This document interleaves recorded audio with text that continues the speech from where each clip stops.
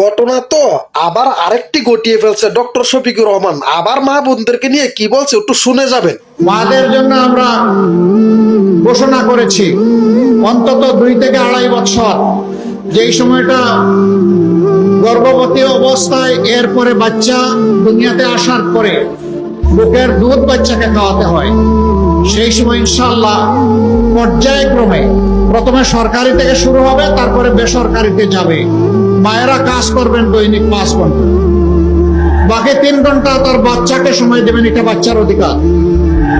অনেকে বলে এটা কেমন কথা, ওদের তো আয় রোজগার কমে যাবে। অবশ্যই কমবে না।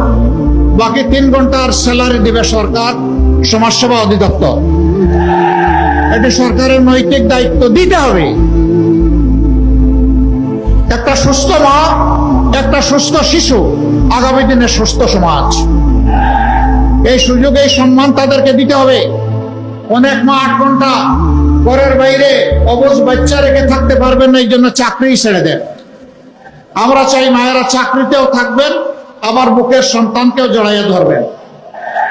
শুধু তাই না, শিল্প এলাকায় আমরা সংখ্যা নির্ধারণ করে দিব যে এত সংখ্যক মহিলা থাকলে সেখানে অবশ্যই তাদের বাচ্চাদের জন্য ডে কেয়ার সেন্টার থাকতে হবে।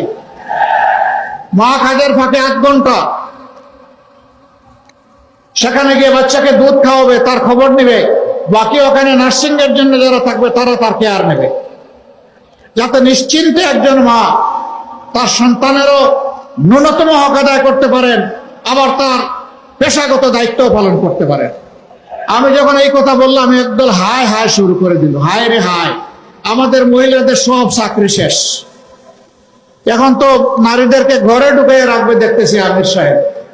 নো, বরঞ্চ মাদেরকে সম্মান দিয়ে কাজের সাথে রাখাই হচ্ছে আমাদের উদ্দেশ্য।